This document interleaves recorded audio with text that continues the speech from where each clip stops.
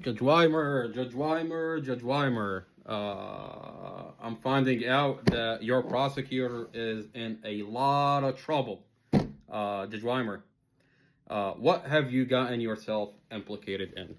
Now, Judge, I'm finding out that your prosecutor is using investigators that are tampering with witnesses. What does that mean? And what is he talking about? What am I talking about, Judge? Judge, your prosecutor is tampering with witnesses. What's going on here, sir? Is your investigators tampering with witnesses? Yes, they have. And I have the body cam to prove it. Judge Weimer, let's talk. Judge Weimer, I have a specific body cam where one of the witnesses specifically say the investigator told me blah, blah, blah, blah, blah, and then they put him in a room and then are extracting a statement out of him. Now, Judge, what's happening here and how are you getting away with keeping my brother in jail? Dorothy had a 8-year-old child, a 9-year-old child, and a 13-year-old child. Now, those kids are put in a room with a child forensic psychologist with the police department and are being asked a number of questions about Mustafa. Now, right before they put them in that room, investigators are telling these kids 2 days into the vehicle accident that it's Mustafa's fault. They're blaming Mustafa for the vehicle accident. And specifically, what they're telling these kids is that Mustafa crashed the vehicle on purpose, ran away from the scene, and if it wasn't for Mustafa running away from the scene, your baby sister, 5-year-old Empress, would have still been alive today.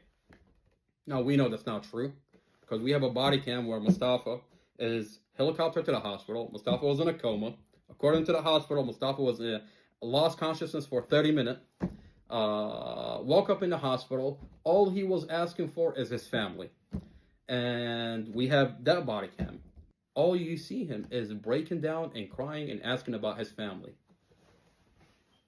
Now, we know that the hospital and the police released Mustafa only for him.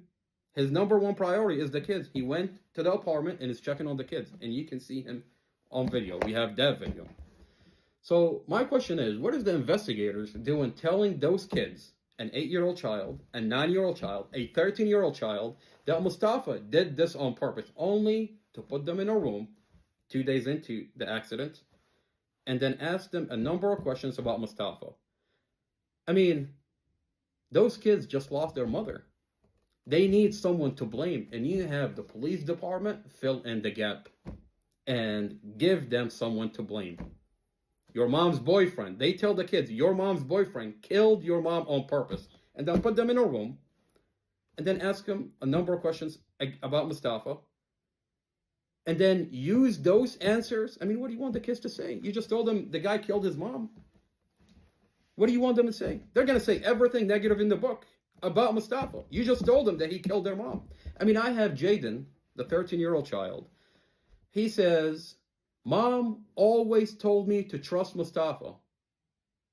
So the mom always told him to trust Mustafa. This is the kind of relationship the mom had with Mustafa. The kid is saying it. The home video shows it. And the dash camera shows that this is a vehicle accident. And there was no argument inside the vehicle like the police department claimed. There was no argument. We have the dash camera.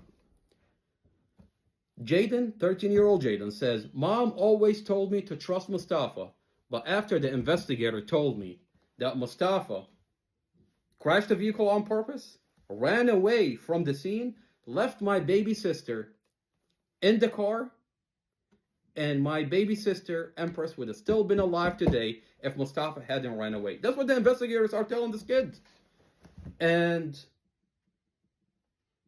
now you put him in a room, and you're asking him a number of questions about Mustafa, only to use these answers, those negative answers.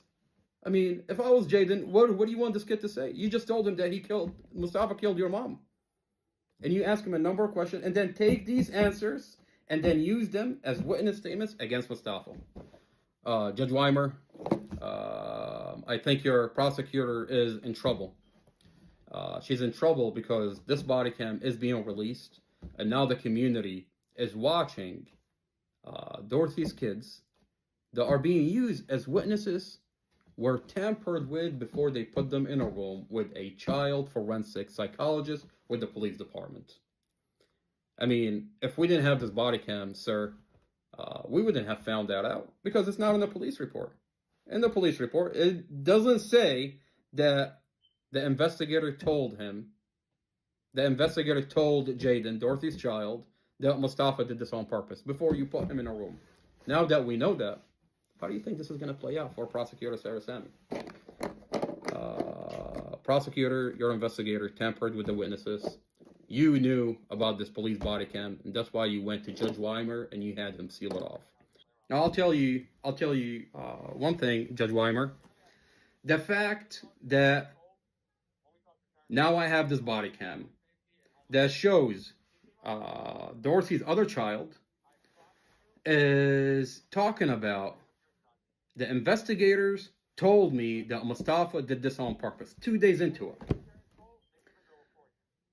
Anything that you extract out of this kid, out of anger, because the kid is angry, the kid is upset. The investigators are telling him that Mustafa killed his mom. And now the kid is telling them everything negative in the book about Mustafa. Those statements are no longer admissible in court because you've tampered with this child. Your investigators have tampered with this child.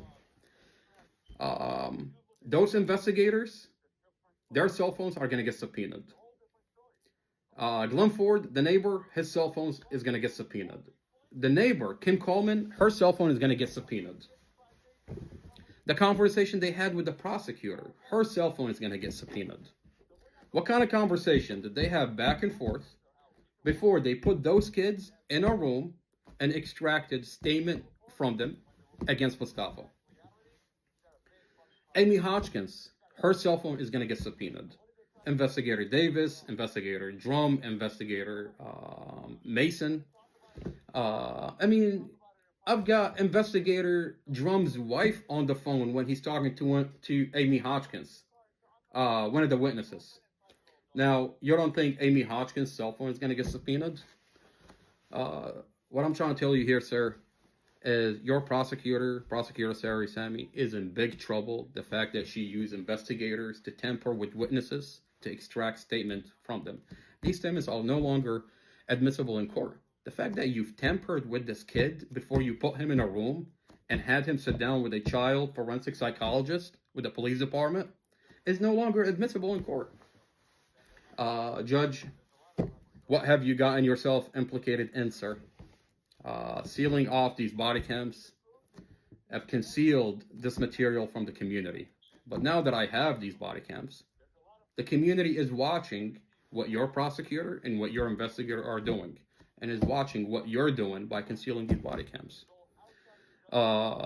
Judge Weimer, stand by for more body cams, and we're connecting the dots, and we're simply exercising our First Amendment here.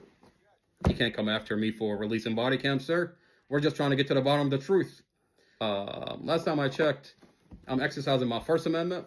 I didn't sign a protective order, and I'm simply third party. And in the name of transparency, in the name of finding out what your investigator and prosecutor is doing to my brother, these body cams are being released. And stand by for more body cams, and stand by for more conversation until we get to the bottom of what's going on with my brother, Mustafa Al-Jazari.